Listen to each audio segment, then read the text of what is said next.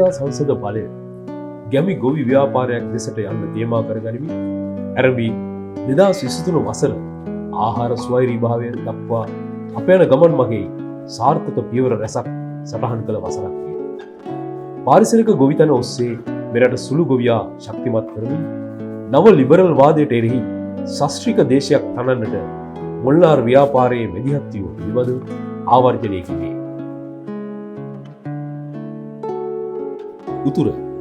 උතුර මැද සබරගම වයඹ මධ්‍යම දකුණ සහ ඌව යන පළාත් කේන්ද්‍ර කර ගනිමින් ක්‍රියාත්මක ඉඩම් හා කෘෂිකර්ම ප්‍රතිසංස්කරණ ව්‍යාපාරය පාරිසරික ගොවිතැන ප්‍රචලිත කරමින් ගොවින්ගේ ඉඩම් ජලය බීජ ආදී සියලුම ගොවි අයිතිවාසිකම් වෙනුවෙන් ගත වූ වසර පුරා සැලකිය යුතු මැදිහත් වීමක් කර තිබේ.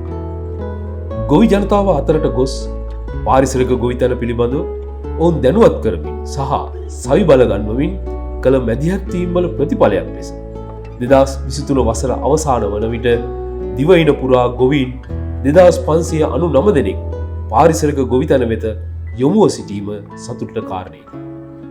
නිසි ලෙස යෙදවුම් සකසා ගැනීම සඳහා වන නිසි පුහුණුව දිරිමත් කිරීම සහ සවි බල ගැනීම ඔස්සේ සාර්ථක ලෙස පාරිසරික ගොවිතැන වෙත යොමු වීමට මෙම ගොවි පිරිසට හැකිව තිබේ.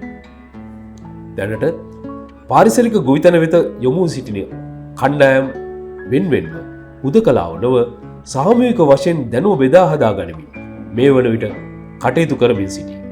මේ නිසා ඔවුන් අතර ගොඩනැගී ඇති සාමූහිකත්වය සම්පකාර ක්‍රමවේදය කරා යොමු කරන ප්‍රබල සාධකයකි. පොළොන්නරුව චන්දන පොකුණ, වැලිඔය, මාතර, වවුනියාව ආදී ප්‍රදේශවල ගොවි කණ්ඩායම් සම්පකාර ක්‍රමවේදය වෙත මේ වන විටත් යොමුව සිටීම සතුටට කරුණකි. මෙම සම්පකාර ක්‍රමවේදය ඔස්සේ අගේ එකතු කළ නිෂ්පාදන වෙත බොහෝ පිරිසක් යොමුව සිටී. රටකජු, මිරිස් කුඩු, මාවී වැනි විවිධ අගේ එකතු කළ නිෂ්පාදන වෙත ඔවුන් යොමුව ඇත්තේ මෙම සාමූහිකත්වය අවියක් කොට ගනිමිනි.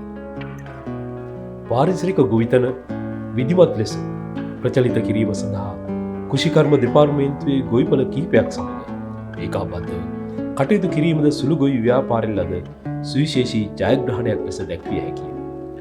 පන්නල මාකඳුර රජයේ ගොවිපළ පරිශ්‍රයේ පාරිසරික ගොවිතැනෙහි වගා ආදර්ශයක් සැකසීමට අප කටයුතු කර ඇත්තෙමු. අක්කර 4ක භූ විභාගයක් පුරා පැතිරුණු එම වගා ආදර්ශනය මේ වන විට අති සාර්ථක ලෙස ක්‍රියාත්මක වෙමින් පවතී.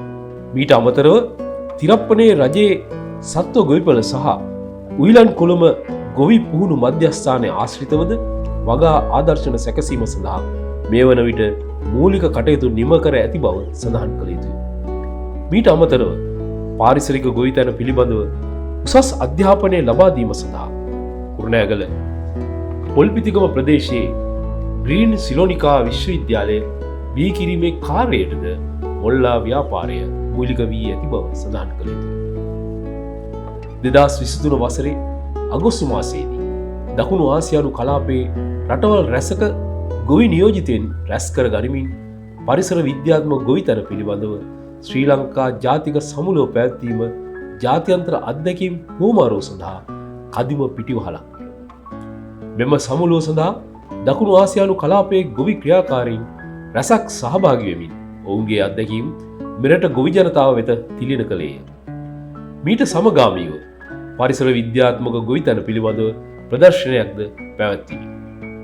ආහාර ස්වෛරීභාවයේ ඉලක්ක කරගනිමින් යන ගමන් මගේ 2024 වසර තුල පාරිසරික ගොවිතැනේ නිරත ගොවීන් ප්‍රමාණය 100%කින් වර්ධනය වනු ඇතැයි අපි අපේක්ෂා කරමු.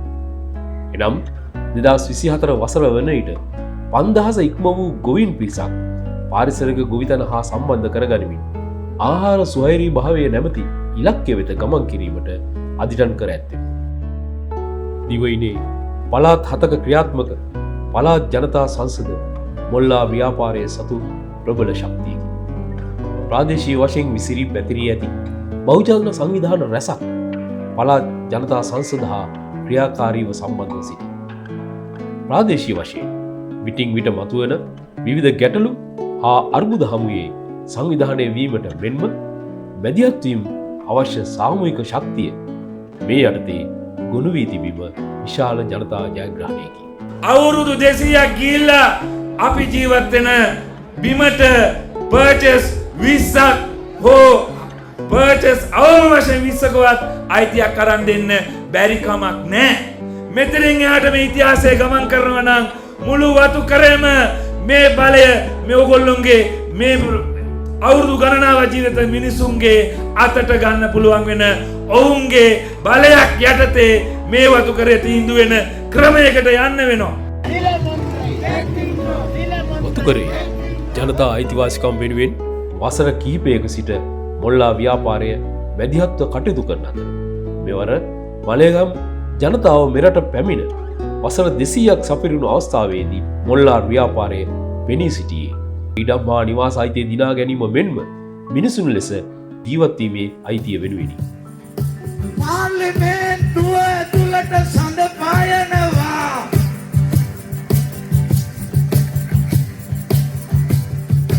මද එළියට පිස්සු හැදිලා බල්ල පුරනවා.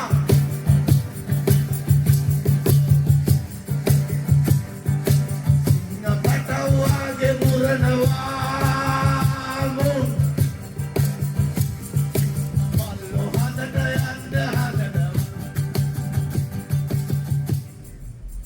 දිදාස් විස්තුන මැයි පළවෙනිදා එක්වම ව්‍යාපාරය මෙහිවීමෙන් පැවත් වූ වැඩ කරන ජනතාවගේ මැයි රැලිය සඳහා මොල්ලා ව්‍යාපාරය පූර්ණ දායකත්වයක් ලබා දුන්නේ ගොවියා ප්‍රමුඛ කරගනිමින්. වැඩ කරන ජනතාවගේ අයිතිවාසිකම් අතරට ගොවියාගේ අයිතිවාසිකම්ද ඇතුළත් විය යුතු බව මෙහිදී තරයේ අවධාරණය කෙරෙමි.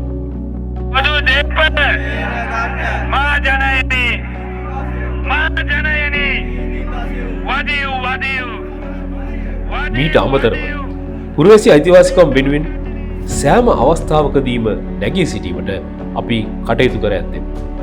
නව ලිබරල්වාදී ආර්ථික ප්‍රතිපත්ති යටතේ පොදු දේපල විකිණීම, පෞද්ගලීකරණය, සේවක අර්ථසාධක අරමුදල කොල්ලකෑම, ප්‍රතිත්‍රස්ත පනත ආදී හිංසාකාරී ප්‍රජාතන්ත්‍ර විරෝධී අනපනත් රැගෙනෙන සෑම අවස්ථාවකදීම අපි ඊට එරෙහිව ක්‍රියාමාර්ග හා එක්වන්නේ සැබෑ පුරවැසියන් ලෙස මෙරට ජීවත්වීමේ අයිතිය තහවුරු කිරීම සඳහායි. ආහාර ස්වෛරී භාවය කරා එක්ව යන ගමනට සමාජීය වශයෙන් පවතින ගැටුම් අර්බුද ප්‍රබල බාධාවකි. මේ නිසා සාමය හා සංහිඳියාව ඇති කිරීම සඳහාද වැඩසටහන් රැසක් පසුගිය වසර තුළ ක්‍රියාත්මක කෙරුණි. මූලික වශයෙන් සංහිඳියාවේ පණිවිඩය ජන සමාජය වෙත ගෙන යාම සඳහා දිවයින පුරා සෑම පළාත් ජනතා සංසදයකටම අදාළව තරුණ මාධ්‍ය කණ්ඩායම් රැසක් මේ වන විට පුහුණු කර තිබේ. ඔවුන් මේ වන විට සමාජ මාධ්‍ය ඔස්සේ ක්‍රියාකාරීන් ලෙස කටයුතු කරමින් සිටීම සතුටට කරුණකි. මීට අමතරව ජනතාව අතර සාමය හා සංහිඳියාව ඇති කිරීම සඳහා පළාත් ජනතා සංසද හා සම්බන්ධ වෙමින් විවිධ ක්‍රියාකාරකම් රැසක් ක්‍රියාවට නැංවූ වසරක් ලෙස 2023 වසර දැක්විය හැකියි. සමාජ විපර්යකාරක වැඩසටහන සඳහා 240ක්, තරුණ වැඩසටහන සඳහා 300ක් සම්බන්ධව තිබීම සතුටට කරුණකි. පාරිසරික ගොවිතැන ප්‍රමුඛ කොට ගනිමින් ක්‍රියාත්මක මොල්ලාර් ව්‍යාපාරය පරිසර පිළිබඳ නිරන්තරයෙන් සංවේදීව කටයුතු කරන බව ඔබ අප දන්නා කරුණකි. ගත වූ වසර ගණනාවකදී මෙන්ම මේ වසරේදී පාරිසරික ගැටලු රැසක් වෙත දැඩි අවධානය යොමු කිරීමට හැකියාව ලැබුණු බව සඳහන් කළ යුතුය. දිවයිනේ දිස්ත්‍රික්ක රැසක සිදුවෙමින් පැවති බරපතල පරිසර හානි රැසක් කෙරෙහි මැදිහත් වීම සිදු කොට ඒවා වළක්වාලීමට හැකි වූ බව සඳහන් කළ යුතුය. අනුරාධපුර දිස්ත්‍රික්කයේ රාජාංගනය ඇතුළු ගොවිබිම් අක්කර ලක්ෂයකට අධික ප්‍රමාණයක් අත්පත් කරගනිමින් ක්‍රියාත්මක වීමට නියමිතව තිබූ කෝමාරිකා ව්‍යාපෘතියට එරෙහි අප නැගූ විරෝධතා නිසා විරංජිත් තාමුගල නැමැති පුද්ගලයා ප්‍රසංග වේදිකාවකට සීමා කිරීමට හැකිවිය.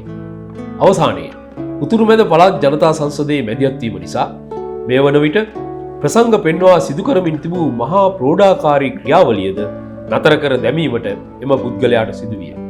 ගම්පෙම් වනසා ගොවිතනට වින කරන ප්‍රෝඩාකාරී සමාගම්වලට එරෙහි වෙමු යන මෙයින් ගොවි සංවිධාන, සිවිල් සංවිධාන හා වෘත්තීය සමිති එක්ව මාධ්‍ය හමුවක් කැඳවා තිබුණා.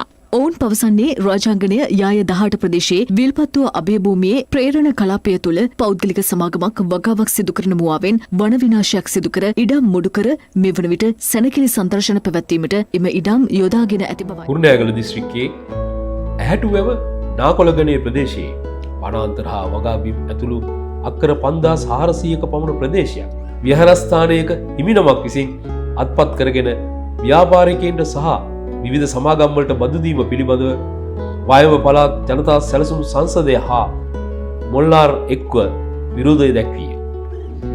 අලි ඇතුන් ගැවසෙන මේ වනාන්තරයේ සහ ගොවි ජනතාව වගා කරමින් සිටින වගාබිම් දේශපාලන හයිය ඇතුව ව්‍යාපාරිකයන්ට පැවරීම සම්බන්ධයෙන් සිදු කළ විරෝධතාවල ප්‍රතිඵලයක් ලෙස මේ වන විට එම විහාරාධිපති ස්වාමින් වහන්සේට අදාළ භූමි ප්‍රමාණය භුක්ති විඳීම අධිකරණය විසින් තහනම් කර තිබේ.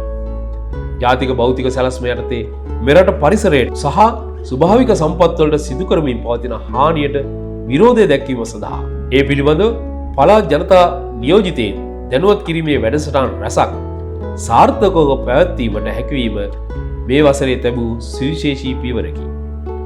සිංහරාජ සහ කණ්ඩෙලිය ස්වභාවික වනාන්තර ආශ්‍රිත සංචාරයේ නිරත වෙමින් එම සංවේදී වනාන්තර පද්ධතිය කෙරෙහි ජාතික භෞතික සැලැස්ම මගින් එල්ල කර ඇති බලපෑම පිළිබඳව ප්‍රායෝගිකව අධ්‍යයනය කිරීමට මෙමගින් ජනතා සැලසුම් සංසදවල මෙන්ම තරුණ කණ්ඩායම්, මාධ්‍යවේදී, පාසල් සිසුන් ඇතුළු විශාල පිරිසකට අවස්ථාව ලැබෙනවා.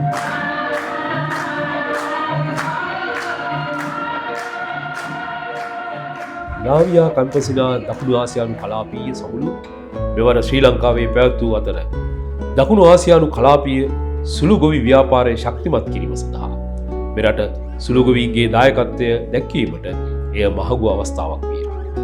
මීට සමගාමීව දකුණු ආසියානු කලාපීය කාන්තා සමුළුද පැවති අතර මේ සඳහා දිවයින පුරා තෝරාගත් කාන්තා නායිකාවන් 35 දෙනෙක් කලාපීය වශයෙන් කාන්තාවන්ට බලපාන ගැටලු රැසක් පිළිබඳව සාකච්ඡා කිරීමට එහිදී අවස්ථාව හිමි කරගත්තේ.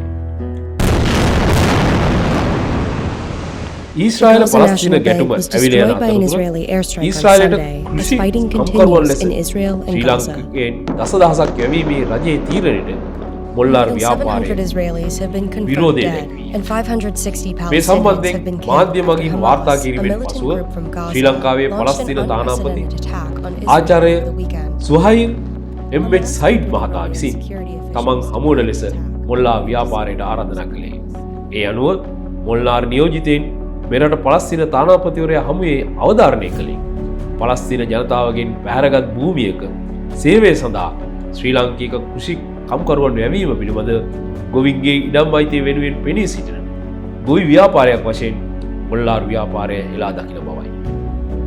ජාත්‍යන්තර සුළු ගොවි ව්‍යාපාරය වන ලාවියා කැම්පසිනාහි 8 වන ගෝලීය සමුළුව කොලොම්බියාවේ බොගෝටාහිදී පැවති අතර මොල්ලාර් ව්‍යාපාරයේ නියෝජනය කරමින් නියෝජිත පිරිසක්ද ඊට සහභාගී විය. නව ලිබරල් வாදයට එරෙහි ජාත්‍යන්තර වශයෙන් සාමූහිකව කටයුතු කිරීම පිළිබඳව එකගදා රැසක් මෙහිදී ඇති කර ගැනුණි. 2024 වසර ඇරඹෙන්නේ පසුගිය වසරට වඩා බරපතල අභියෝග රැසක් සමගිනි. ප්‍රධාන වශයෙන් ආහාර සහ ජීවත් වීමේ අයිතිය, මානව අයිතිවාසිකම් යනාදී පෙර වසරවලට වඩා බරපතල ලෙස අභියෝගයට ලක්වනු ඇතැයි අපේක්ෂා කළ හැකියි. ජාත්‍යන්තර මුල්‍ය අරමුදලේ ණය උගුලෙන් මෙරට ජනතාව තවත් පීඩාවට පත්වීම ඉදිරි වසර තුළ සිදුවිය හැකියි. මේ නිසා නව ලිබරල් වාදයට එරෙහි ආහාර ස්වෛරීභාවය කරා යන ගමන තවත් විධිමත්ව සහ සැලසුම් සහගතව සාමූහිකව කිරීමට අප කටයුතු කළ යුතුයි.